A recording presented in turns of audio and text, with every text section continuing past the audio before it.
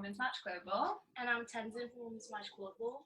This month we released our fourth of 5 actions to end violence against women, a mini course called Our Community in partnership with our global chapters.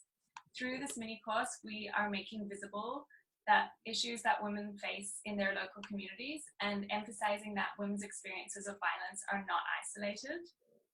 So our global chapters will be sharing their experiences and the grassroots actions they're taking to advance women's rights. Each week, we're in conversation with the chapter ambassador from a local chapter. This week, we're speaking to Crystal from Womens March Taiwan. Hi, Crystal. We're so happy to have you join us today and talk with us.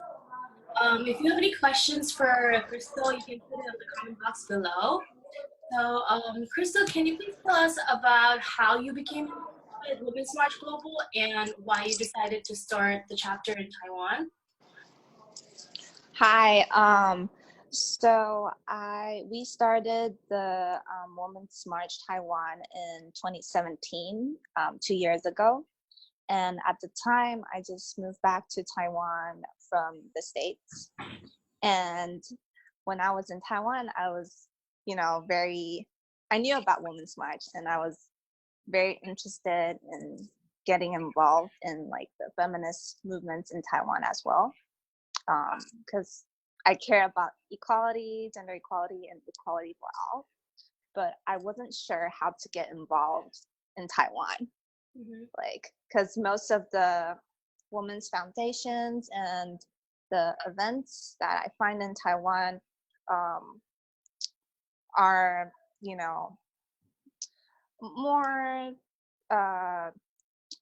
more related to like academics or leaning towards a small group of people rather than the public.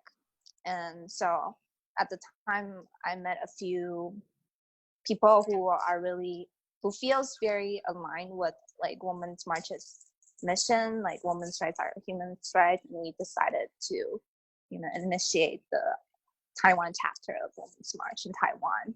And so we really want to focus on like making everyone feel included and comfortable, and raising awareness that anyone can support women's rights, no matter like regardless your like gender or your background, you can support women's rights. So that's how everything started, and it's definitely not planned. It just happened. Like we feel like, oh, we need to do something, and so on Women's Day, March 8th in 2017, a group of 6 people, we just organized the first Women's March in Taiwan.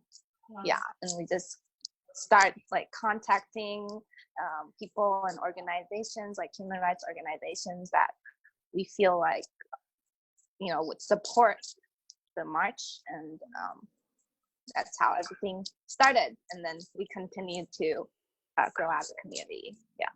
And how has the response been from the community in terms of being, like you said, supportive of the movement and your chapter? It's actually pretty positive. Like the first Women's March that we did, like we're like nobody knows about us, and a lot of local Taiwanese people, they don't know about the Women's March. But a lot of foreigners, like the expats living in Taiwan, are very eager to participate. And because they already knew about Women's March, and all of our events are bilingual. And also we got support from a legislator that pushed for the same-sex marriage. Wow. Yeah, and also a few women's foundations. But it was a very small march. About 100 people attended, but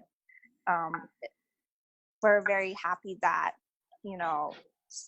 people are willing to come, and it's really like a diverse group of people. Like there's like high school students, college students, you know, Americans, Europeans, like expats living in Taiwan, just like people of different backgrounds, and like moms with their babies. Yeah. So yeah. And then, but so on the second year in 2018 and the third year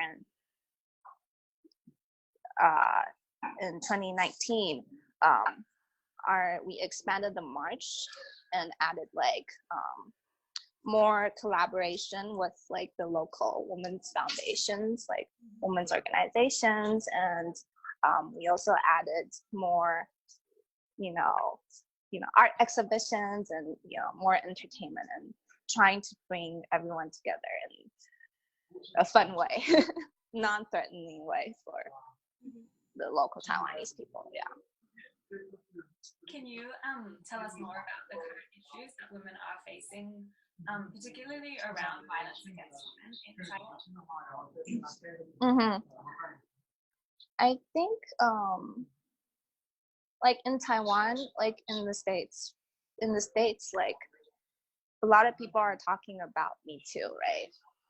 Like a lot of people are willing to share about their story like online or with their friends. But like in Taiwan, it rarely happens. People are still afraid to speak about their experience of sexual violence, like sexual harassment in any way, because a lot of people know that they'll get victim blaming, and in our culture we're just not, we don't talk about these gender issues often. Like your parents wouldn't tell you oh, how to protect yourself. Yeah, so I think that is still a problem. So it would be great if we can have more discussion about it, and make women feel like, oh, it's okay to talk about it. Yeah, and I read your article on Inkstone, and you were talking about how a lot of people don't even know about sexual harassment that happened with women in the country, and like it's kind of like hush hush. And you were also mentioning recent cases that were like violence against women cases where it would be you call the term terrorist lovers, where it was like the man killing out of jealousy and rage. And so this has been happening, and like what barriers and systems are in place that restrict the advancement of women's rights, and also the whole victim blaming return, yeah, and that kind of silence around it that you were speaking about before. I think culture plays a lot in that.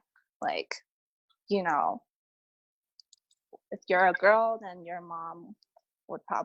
parents would probably have an expectation like, oh, you should probably get married when you're 20 something and be like an obedient wife, and be decent and look pretty and please your husband and take care of your husband's family. So women are expected to behave a certain way, right? And men too, like to be masculine, to earn money, and so so you mentioned about like so like when we talk about gender issues in Taiwan, like okay, let's put it this way, like when I tell people that we're pushing for women's rights and gender equality in Taiwan, a lot of people would say, oh, why'd you do that? Like, why do you do that? Like, we have achieved gender equality already. We have already achieved gender equality. We have a female president. Why are we still talking about women's rights? But we have a female president, so what? Does that mean we have achieved gender equality? Does that mean that everyone is equal? Right? No. Yeah. And also, like, like I said, a lot of women are afraid to speak up, and we don't talk about these issues often. So a lot of people feel like we don't have a problem with that, you know. I think that's something. And yeah. That idea that people think we have achieved equality, but that's a complete misconception, and we still have a long way to go. So that's something that we've just heard from you, and something that has come up in our other discussions with our other chapters and our other global chapters. Yeah. So I think it's definitely like a global issue, but like, you know, I was speaking to a journalist the other day, and she asked me, oh, why didn't the Me Too movement spread in Taiwan?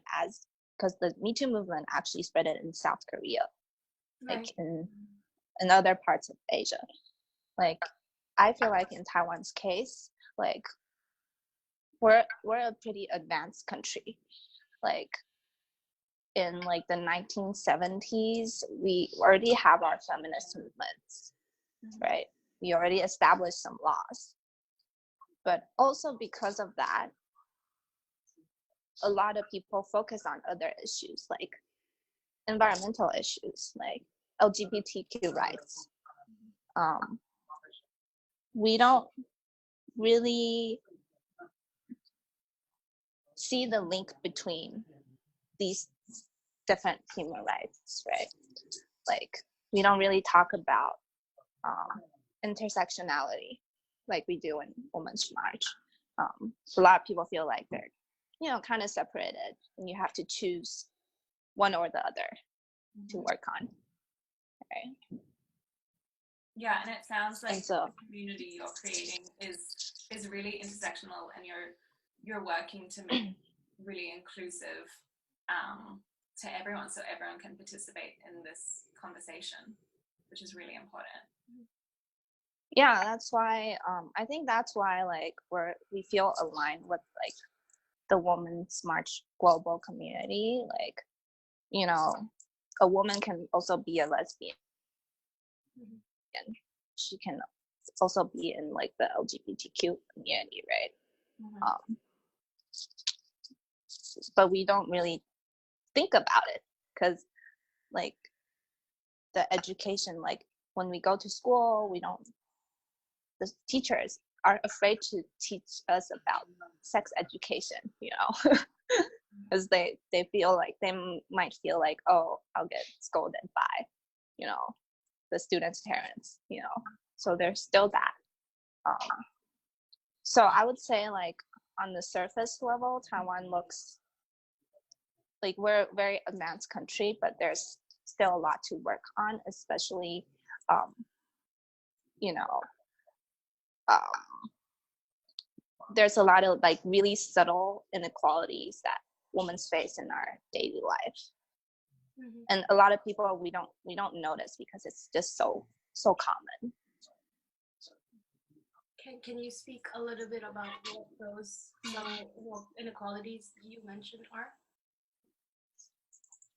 Like for example, like the littlest things are like, I think you should wear, oh, I think you shouldn't wear this, you know, what you're wearing right now. You should wear like a pink dress or something. You should have long hair, or you wouldn't be able to get a boyfriend. Or if I stay out late, my mom would probably say like, oh, you shouldn't stay out late. Like something bad would happen to you. You know, like I see stuff on the news. Yeah. Things like that. Okay, so you think that, or what you're saying is that the barriers really are kind of more the social and cultural barriers, and that's what we need to focus on? Or do you think that at an institutional level, and with like law and policy, there needs to be changes there as well?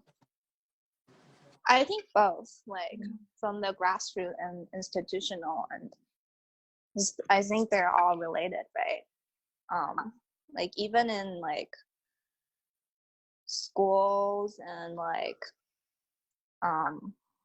governmental organizations, you still see patriarchy. Mm-hmm. But I think the thing is that a lot of people don't notice it. You know, like sexist jokes. Everyone think it's fine, but some people may feel like it's uncomfortable. But we don't speak up. If we don't speak up, then, you know, maybe some people they just don't know that it's making some other people uncomfortable, right? It happens a lot. So I think that the grassroots movement is necessary, and also collaborating with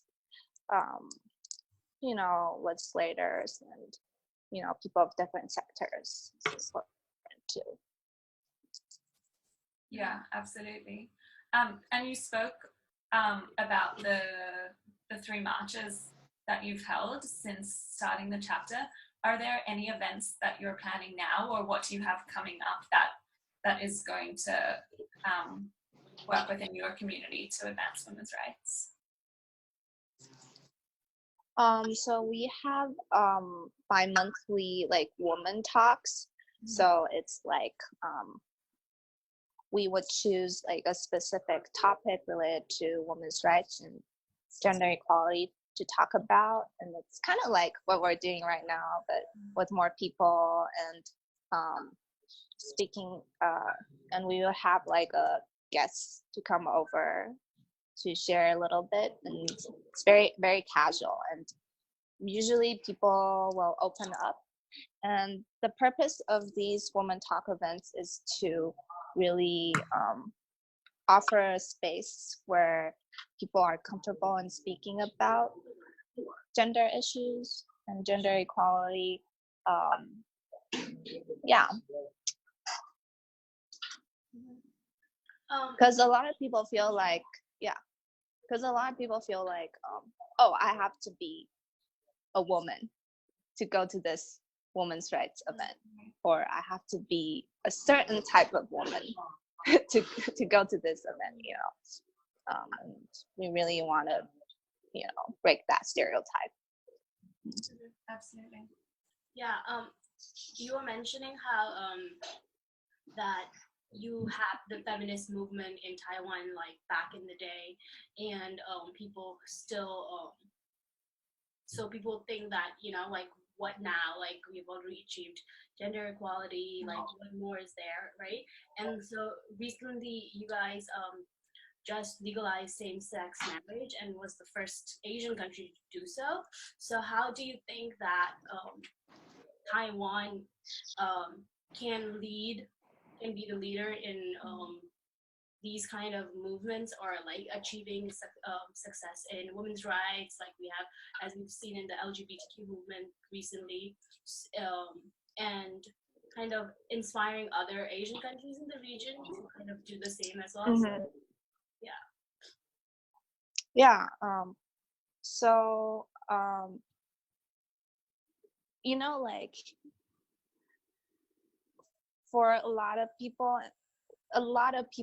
push for this legalization of same-sex marriage. Like it's been like a very long and like tiring fight for people in our community.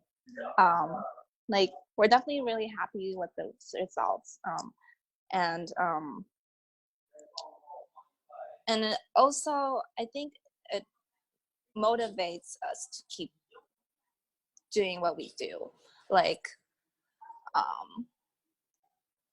in Taiwan, there's actually more than 30 women's foundations, and each foundation focus on like a specific women's issue, like helping elder women to get their jobs, or working on improving situation of sexual violence, or focusing on women and women in tech, so and we, people in the human rights community, we collaborate with each other as well. And Taiwan is very small, but there's also a lot of opportunity to do things and collaborate. And I think more and more human rights events are happening in Taiwan, in Asia, because I don't know, because Taiwan is great, and compared to some countries, we do have freedom of speech, and we, like I said, 30 years ago, we already started the feminist movement. And also, I think our location is great. Like, we're located in the middle of different countries. So yeah, you're welcome to come to Taiwan. We would love to, and we're just really happy that you could share with our global community online kind of examples of your experiences there, because obviously we can't all come and visit, but it's nice to figure out what's happening on the ground at a grassroots level, and really really makes our global community together. This is a personal question, I guess, but in terms of, like, because you mentioned that you studied in the States and then you just moved back to Taiwan, and then the whole Womens March Taiwan chapter happened. So oftentimes what happens is that, like, you get the education abroad and you come back to your country. Like, I don't know for me, I don't know for you, but like personally, like when I go back to India and I start speaking about these issues, like you're kind of met with like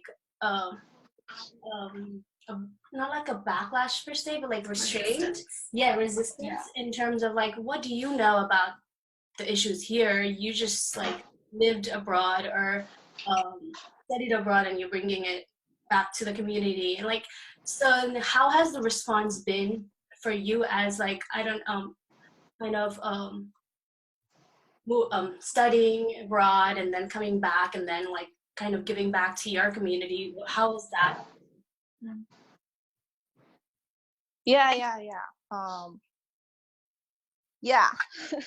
I think I usually explain that I didn't grow up in Taiwan. I actually grew up in Shanghai and received my education in the United States. But I came back to Taiwan because I love Taiwan, and I care about, the people in Taiwan. I care about equality. That's why I'm here. So that's what I feel like I need to do in Taiwan. And when I meet, the, leaders of the feminist movements, they're like a lot older than I am. I would say that, I'm willing to learn. I'm willing to collaborate. I don't know. I don't have a degree in feminism or gender studies, but I want to learn, and I want to learn from you.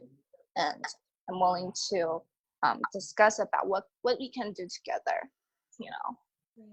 Do we have missions that we are like aligned? Like, if we all care about gender equality, maybe we should do something together.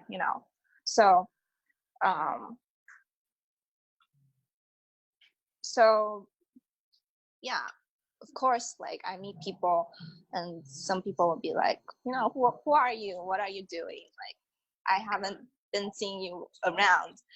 I've been working in this field for like over 30 years, Yeah, but I actually do meet a lot of people that are very nice and kind and accepting. And I think a lot of people in Taiwan recognize that it's also important to, like in Chinese we say like be outside of your bubble, and not to always, be in your same circle. So in other words, it's like, think globally, also have a mindset of, what's happening, going on in the world, and, Taiwan's place in the world, Taiwan's, situation of gender equality in the world. And so I think these people also want to learn more about like the Women's March movement and right? That's happening globally, and why did so many people join, right? And where should we go from here? Right. And Crystal, part of what inspired Women's March Global to create this webinar series is to give our global chapters the opportunity to engage in dialogue with each other and really share stories across borders. And so to finish, we want to know from you, what message do you want to send to our global community who are watching this right now?